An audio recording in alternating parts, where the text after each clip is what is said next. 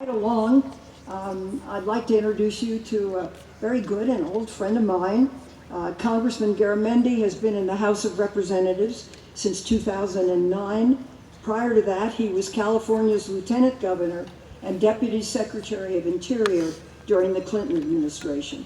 That experience proved instrumental in 2016 when we needed to pass a water bill that included the Lake Tahoe Restoration Act.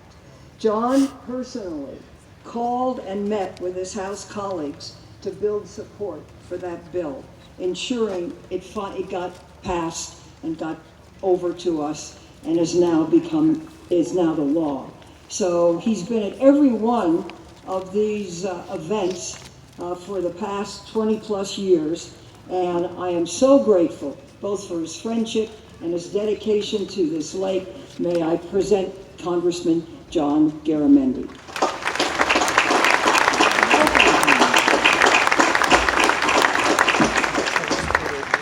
Senator, your work, not only here at Tahoe, but for the years in the Senate and also across the state, has been remarkable.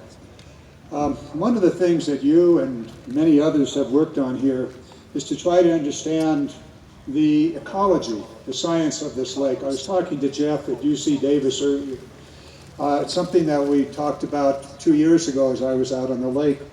And he said, you know, there's over 3,000 feet of sediment in this lake. One of the very few places in the world that has restored the ecological history of the world over perhaps 2 million years. It's there. All the things that have occurred in the world, the fires, the floods, the pre-dinosaur era, the dinosaur era, the post-dinosaur, and the human era. It's all out there. It's out there in the sediments that over the years have been laid down as all of the activities of the ecology, the weather, the storms, the snows, or the droughts and the deluges. You have on this stage and in this audience an extraordinary group of people that are doing everything they possibly can to keep this lake clean, blue, cold, and clear. Projects that you heard here just a few moments ago from the governor, from the senators, all of that is now the 1 millionth millimeter of the sediment that's in that lake. The human era, our era, the generations of the last 4 or 5, not the Walshes, who were light on the land, who touched the earth lightly. But in recent generations, all of that, the degradation that occurred here during the mining period, the fires, the overdevelopment, all of that is recorded out there. And right now, we're laying down a record of extraordinary future destruction.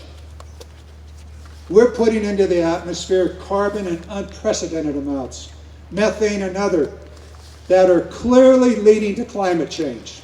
And that, too, is recorded on the top of that 3,000 feet of sediment.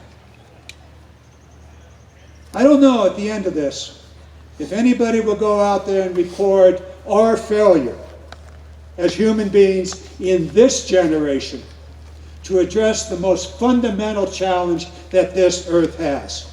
And if we're not willing to do it, if we as elected officials, and you've heard from 4 of them that have already committed themselves in their work, if your elected officials are not willing at the county, the city, the state, and the federal level to address this issue, they ought not be in office, because this is our challenge.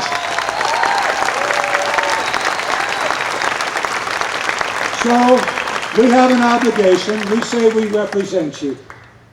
We also represent future generations. And we have a challenge. We'll go about our work. We'll do what we need to do to prevent the erosion. We'll deal with the fires.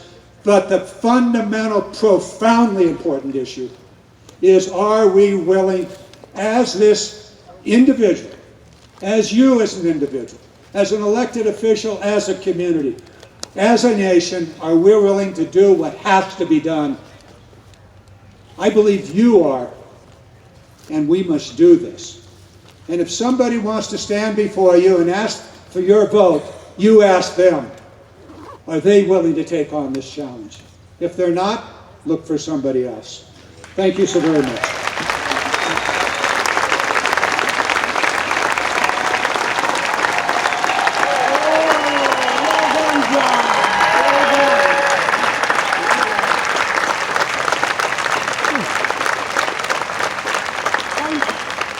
Our next speaker is Congressman Tom McClintock.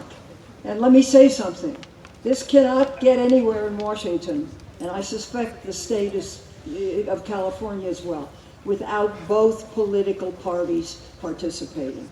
And one Republican congressman, Tom McClintock, has been faithful to these seminars, and when called upon him to be really helpful and lead an effort in the House, thanks to his leadership, we were able to secure additional funds for forest fire management in the bill, which is most important. And those funds will increase the removal of dead and dying trees around the basin and help protect our communities from wildfire. So, Congressman, I want to thank you so much for your care and concern for this lake. I think you have helped forge the bipartisan partnership which exists here today. So thank you, and we welcome you for your remarks.